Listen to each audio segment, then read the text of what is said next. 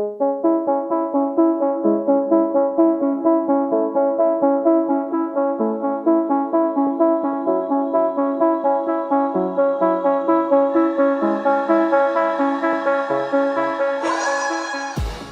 and welcome to the Blackout Podcast, where I get to talk to amazing people who do amazing things. And today I have my friend, explorer, mother, influencer, mental health advocate. And I know you don't like that name, but No, it's fine.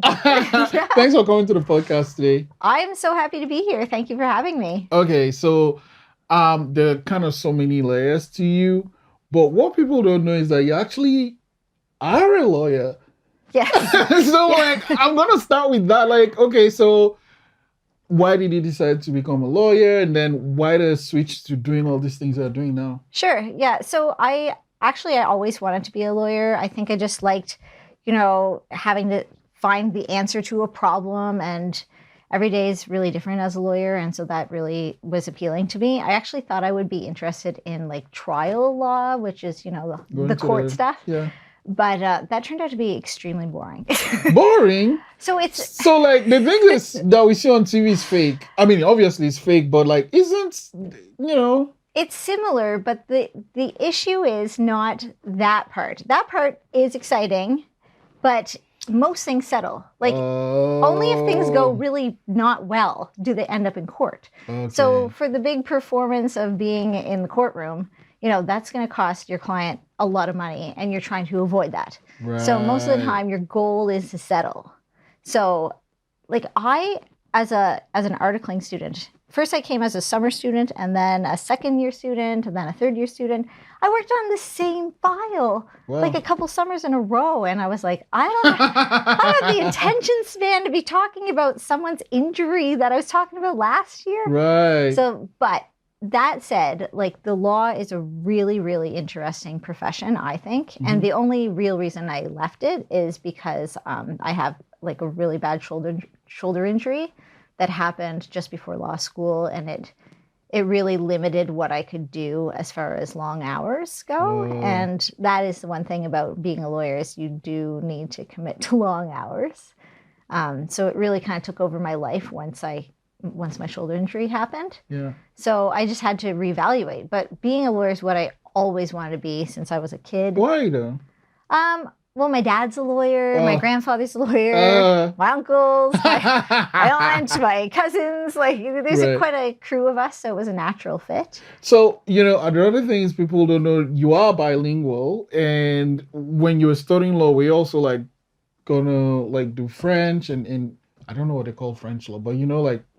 Yeah, so my undergrad's in business, but in New Brunswick, where I went to university, you can do a major in French because it's a bilingual province. So I chose to do a business degree with a major in French. Oh, wow. So I did that to give the option of practicing in French. And I actually looked at going to UDM, which is Université de Moncton, for my law degree, or McGill. But then in the end, I decided to stick with UNB. I have 2 degrees from UNB. I loved my undergrad. I went on to UNB Law School. Again, my grandfather went there. My dad went there. So yeah, just to pin the name going. Yeah. Will your kids go there?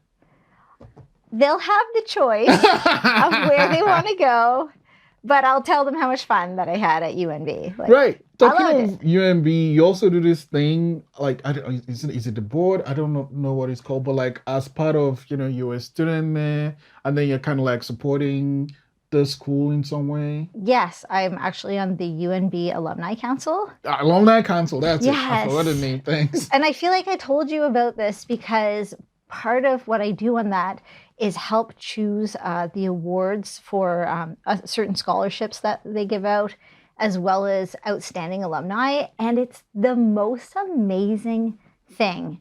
Every time I do it, basically for the outstanding alumni, people will nominate someone else that they think is doing amazing work in the community or otherwise in their profession. And every time I read these applications, I feel so inspired and also what the heck am I doing with my life? It's like a real double-edged sword. Right. But it is so amazing. Like, it really just amps me up to see all the good work that people are doing, and then have the chance to meet these nominees, the ones that are selected. We have a dinner.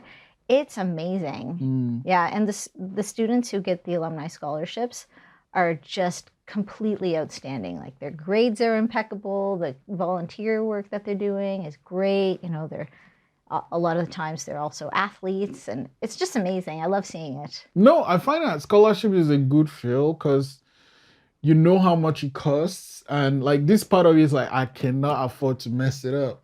So it just like kind of pushes you, but also if you are selected for a scholarship, then you're already one of those kids that was already burning the midnight oil anyway. Yeah, it's been really good. One of the things that I've done on both of the committees is kind of said, all right, there's no official selection process for whether they've overcome an obstacle, but we do try to keep that in mind. So we've now added a column to when people are, putting their grades and things, have they overcome some sort of obstacle? Because if I come from like the perfect home with no obstacles in my life, and then someone else has, maybe like come here as a refugee and has no family support, and we do the exact same thing, well, the person who had to overcome so many more obstacles should be the person who comes out on top, as far as, getting the award. So we try to make that something that has come into, the award process, just to, equal isn't always fair, I guess. So I agree. Okay, so you do all that. But the thing that most people, at least in the city, know you for is for your social media. So how did this whole I'm going to school and I'm doing this, like, these are like two different people. What is the bridge between Sarah the lawyer and Sarah this awesome influencer? Like, what is the bridge and what led to that decision to do what you're doing now? So for me, it seems like they're completely different worlds, but to me, they're very similar. Huh. In the sense that being a lawyer is very much telling a story. Like, that is a skill that you learn from law school, from being a lawyer. Your whole goal is to be compelling, because you need to tell the story of your client better in a way than the other opposing counsel, right? So going from being a lawyer to being, in the content creation space is not quite as much of a leap as people think, because I like to tell a story. Some people are really good at, the visual part, but I like the captions. I'm all about, telling a little story under the captions, and I think a lot of people follow me either for the caption or for, in the story part of Instagram, when I'm just like, guys, I gotta tell you something that happened to me, and then I can tell a story. So that's part of it. The other part is that I lived in Calgary for 11 years. And when we were out there, I was involved in oil and gas and had a great job that I loved. I was making lots of money, as you do in oil and gas. But it was far from our family. We were 11 years away. I have 2 kids. My husband's from PEI. I'm from New Brunswick. And we wanted to get closer to family. So we moved back to Halifax. And then I just started really doubling down on Instagram, because I really wanted my Calgary friends to come visit Nova Scotia. Oh. And then people started saying, like, oh, are you a blogger now? Like, what's going on? And I was like, yeah, I guess I am. It just sort of was a natural fit. Yeah. And the other thing it did is it really connected me more to Halifax. I've met so many people through Instagram that I never would have met. I had a couple of friends, from back in New Brunswick or from law school. My best friend is here and my sister is here, which is great. But, you need more than 2 friends, generally speaking. So, so that was the reason why I kind of went all in with the Instagram life. Yeah, I know you're right. Because when you put it like that, it actually makes sense. Because the reason I watch, like, all the law films it's always that final, what is it, the last thing they say before the jury, like the Like the closing yeah, argument. yeah, yeah, yeah, that thing, I'm like, that's like storytelling 101. You're Yeah. taking this. So yeah, you don't think about that, but you're right. Because whenever you watch any law, like it's a court, you're like, okay, the closing argument is gonna be friggin' amazing. I'm just gonna wait for that. And that's when the magic happens. But when you're watching the film, that closing argument just takes everything you've seen and puts it in this like 10, 15 minutes or whatever. Huh. Okay, so Yeah. it makes sense. Well, and it makes sense why your social media is so compelling because you're just using all these things you've learned over the years and something you love. But what do you love about storytelling, though? I think it's the ability to evoke some sort of emotion. Mm-hmm. Um, and I think it can be a tool to also move, I don't want to say move your agenda forward, but kind of, right? Like I can tell a story from the first person about something that I experienced, but my hope is that my experience will compel someone else to, do something about what happened to me. So Mm. whatever that might be. So one of the things that I've talked about, you mentioned mental health. Like one thing that I have talked about is ADHD. Another thing is, how I had to go to therapy to get some help with raising my daughter. And those things for me, I share them from a place of vulnerability, a little bit of vulnerability, because I'm hoping that Are you kidding me? I'm like, I never say that. I would never say that. But yeah, okay. Yeah, so I do that in the hopes that some people might hear it and think, oh, I can relate to that. Mm. Maybe that's something that I should look into. And my hope is that if they do, that will help them. So it's always just kind of about, if I can empower someone to make a decision that I think is a good decision. Dope. Yeah, no, that is really. Before we came on, we were talking about the climate and stuff, and we had the fires, and then you actually had to move because it was so close to your beautiful home, and now the flood too. So like yeah, one of the things that we talked about was how even though you do all this cool, I don't know what they call it, but the things you do when you're like changing clothes and stuff. Yeah, You did yeah. one for the Barbie thing too. But it's like even with that, you're making conscious decisions about where you shop and stuff because you think of the environment and stuff. Why is that important to you? And what do you do when it comes to all this, like making sure the clothes you get are ethical? So for me, everything is, a learning slope. And full disclosure, I live in a big house and I drive an SUV. So I got a long way to go to be like a better citizen of the world. Right. But in saying that, my SUV is actually more, it's better on gas than my last vehicle. So we're always trying to make improvements in our lives. Mm-hmm. But for me, it was actually an education that happened kind of by accident when I moved here. Because when I came from Calgary, I'm not going to lie, I was like a first class consumer. Oil and gas, right? Yeah, I was in oil and gas. Right. Money was, it's not like we were loaded or anything, but it wasn't a problem. Like I was just like, oh, that looks nice, so maybe I'll get it. Because I don't have I'm not like running. I don't own like expensive name brand purses or anything like that. So within what I like, I was able to get it. And I never really thought much about it. And when I moved here, it was partly that we didn't have the same stores available to us here. And someone introduced me to, my friend Anne-Marie took me to east of Montreal, which is a local consignment shop that's been around for a number of years here. And through that process, I just ended up getting educated about what kind of impact the fashion industry is having on the environment. And I had just basically turned a blind eye to that my entire life. I honestly didn't care. And it's in part because I just didn't know. So that's actually something that was an accidental education, as I'll call it. I started shopping at the hospice shop when they opened up, and I love doing that as well, as you know. And then it also became about, just educating myself about shopping at local businesses. And that's easy for me because I really enjoy knowing the person I'm buying from. Like I want to know the manager of the store. I want to go walk into a store, you know, when I walk into the hospice shop, there's even been a change in management since I started shopping there a few years ago. She's still like, Sarah, you know, so good to see you. I love shopping where, you know, I'm also not just a face, you know, like I'm a name and they're a name to me, and they're, you know, when they make money in their community, then it stays in our community and it's good for everyone. Oh.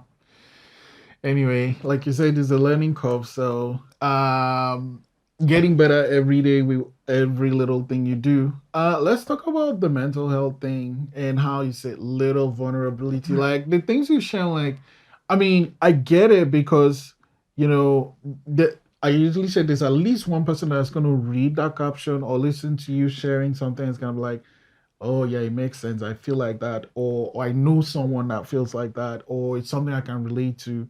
But how did he get there though? Because you know, it's not like you just start one day. I'm like, okay, I'm gonna put the camera in my face and just tell the world this is what it's gonna. Especially like saying that you got diagnosed for ADHD like now, you know, and so actually leads me to how did you even study law with like your brain doing that?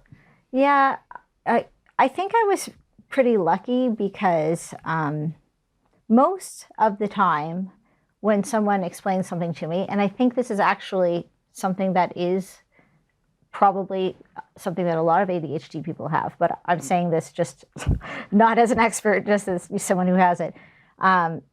If you're lucky, you understand it the first time. And so all the other times that are explained after that, even if I'm not paying attention, which I'm generally not, it's okay because I can survive on that first explanation. And, you know, law school was a struggle for me. Like it wasn't like, you know, breezing through with great grades. You know, I rode that bell curve all the way to my graduation, you know, lots of B minuses. So it was just still a good grade, but, you know, it wasn't like I was like an A+ student or anything. So it was still challenging, but possible to do. With ADHD, it's interesting because when someone first suggested about 10 years ago that they thought I might have it, it was a friend of mine who is a psychologist. And at the time, I remember feeling a little bit defensive about it and almost like insulted about it. And I went home and did some reading about it and realized that I probably had it, but I wasn't ready to do anything about it yet. I wasn't ready to kind of like, I just was like, well, it's not really affecting my life. I didn't know what I didn't know. I just knew that I was me. So I just carried on with my life. And it wasn't until very recently that I actually got the diagnosis and am now dealing with my daughter's diagnosis as well. But I think one of the biggest gifts that my parents have given me in life is that there's no shame really. Like you are who you are and you can just own it. And I think a lot of times I'll share something and people will say, that was so vulnerable of you. But a lot of times I don't feel vulnerable. Like vulnerability is about how you feel, right? And if I'm not feeling any shame about something, then it's not really that vulnerable for me to share it. And if I think it was a bit vulnerable when I was sharing about my daughter, because it was hard for me to admit that I wasn't as good of a parent as I thought it would naturally be. And I think that is something that is hard for a lot of parents. Like you just, you know, I was a great babysitter and most people like me and everyone's like, oh, you're so naturally nurturing. And then I have a kid and I'm like, this is not going well. Like, this is not what I thought this would look like. And so for me, it was vulnerable to share that, the fact that I just like couldn't really do a good job without getting some professional help to parent my child. But then I thought, like, I bet I'm not alone. I bet I'm not the only one. So I did decide to start sharing that. And that was actually the first time I shared about that. I did a video where I was visibly upset. I wasn't crying, but it was obvious that I wasn't like my usual sunshiny self. And it did much better than a lot of my other posts. People shared it because they related to it. And I thought, like, that's okay. It's okay to just be like, I'm naturally sunshiny most of the time, but it's okay if I'm not sometimes, that's just part of life. So, yeah. Yeah, going on that, one of the stories was actually when you said they changed your notice when you started taking medication. Yes. That Yeah. that was also one of those stories that really stood out for me. Um, I guess what was that pushback from taking medication, and then what was that change you noticed once you were like, okay, I'm doing this now? Yeah, I think just for a long time I figured I was fine, so it didn't really matter, especially once we moved to Halifax in 2017.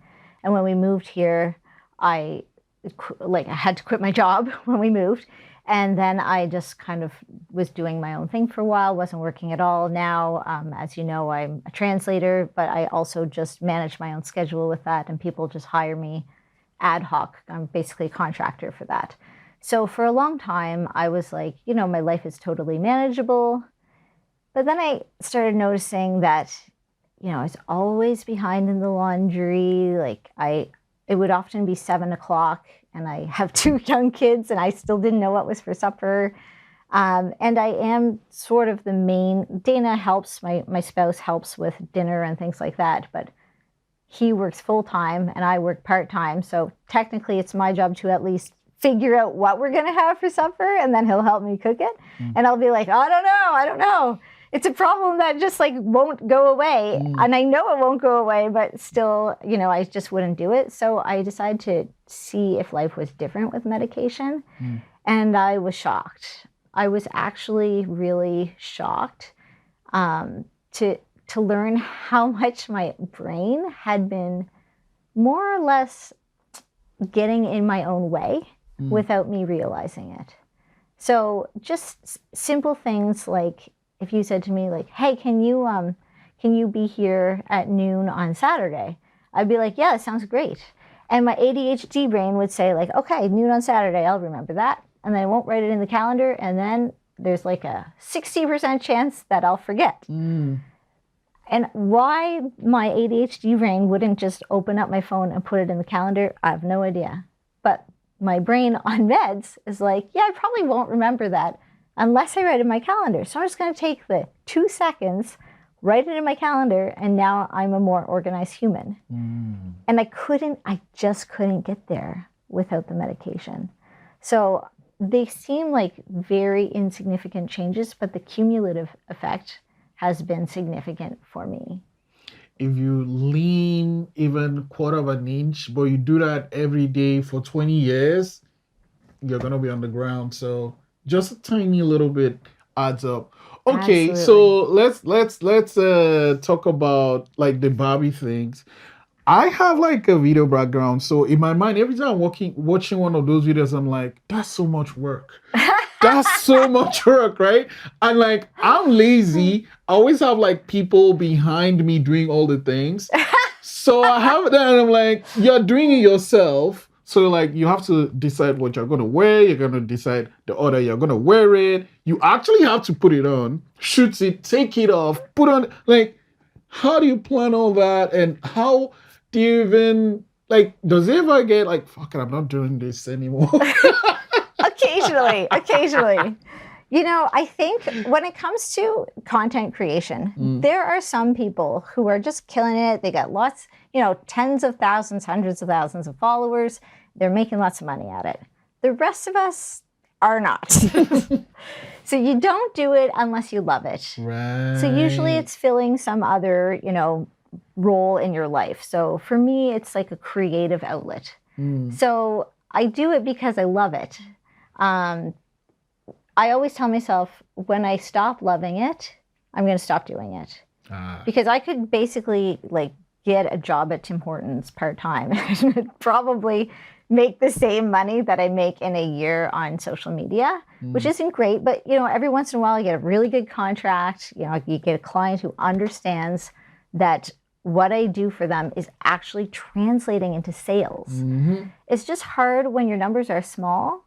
You really have to have a client who understands that you don't need to have the biggest audience. You just need to have the right audience. Yes, yes. You know, I tell people, like, whenever I work with a client or whatever, I'm like, you know, you can get that person that has hundreds of thousands, or you can get a person that just has people that are really engaged, right? Because, you know, the 100,000 people, sure, they'll follow them, and then every couple of photos someone will like versus someone that will be like, hey, I'm doing this thing, and everyone's like, okay, I'm tuning in to check out what this person is doing, because especially in your case, like, you're sharing so much and it's something that people that follow you relate with. So yeah, I totally get where you're coming from. Yeah, I generally say, like, if you are looking for brand recognition and trying to reach a lot of people for that, then the big followers or the big influencers with big followings are kind of where you want to be for something like that, because they just hit a lot of people all at once. Mm-hmm. But if you are looking for someone to get out of their seat and drive to your store and buy something, then look at me, because, you know, I've actually been like, here's a $300 secondhand dress. That's a lot of money for a secondhand dress. I literally tried it on one day, put it in my stories. 3 hours later, one of my followers texted me and said, I just drove to the store, bought the dress, like, sent me a picture. I was like, that's amazing. You know, that is an actual decision maker. And so there are some businesses in town who really understand that and get that, and then others don't. But as far as the work part goes, it is a lot of work. Yes, yes. But it's also, it's fun. It's fun work. So I like it. And so for the Barbie thing, I just did that because I was like, you know what? Look at my wardrobe. This is almost weird, because I basically didn't realize that I dress kind of like a Barbie. I'm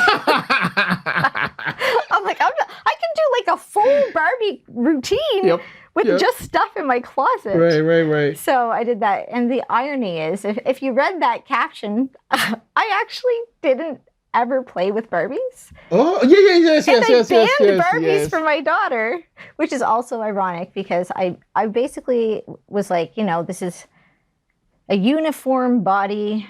You know me, I'm not into uniform bodies. Like, we all have our own bodies, we all have our own skin color, we all have our own hair. You know, but we're not all like 6 foot skinny girl. Nobody looks like a Barbie, basically. And so I said, I don't really want to encourage that. So my daughter had, you know, a couple Barbies that she was given, and that was kind of it. But now she basically looks like a Barbie, so it wouldn't have really affected her life, but it was just the principle. Right. But I am very into the Barbie movie. Yeah, no, I haven't seen it yet, but everyone has seen it has been like, you need to see it. So I guess I'll see it. And I do have pink, so I'll be fine. Okay. It's always great talking to you, but like, I know you have a lot on the go. So I'm gonna let you go with this question though. With all these things you do and how much of yourself you share, how do you actually take care of yourself? I'm really lucky that, because I am a contractor and, you know, my translations kind of come in the door, and then I can manage my own schedule. The main thing that I do is when I drop the kids off at school, which is summer aside, I try to get out in the mornings for a walk in the woods. It's really my personal peace. I've been able to stay in pretty good shape just from doing that. You know, I because of my old shoulder injury, I got a couple rubber bands that I use for my arms. But otherwise, that's kind of one of my main thing. I also am a soccer player. I play on a soccer team, and the girls are very encouraging. It's an over 35 league, and it's a lot of fun.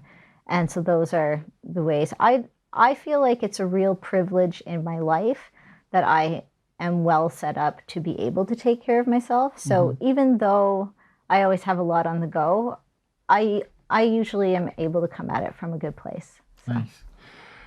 Oh man, we have to do this again, Sarah. I always enjoy talking to you. Thank you so much. I was so happy when you asked me to come on your show, and I mean, thank you so much. We have to do this again. I'd love to.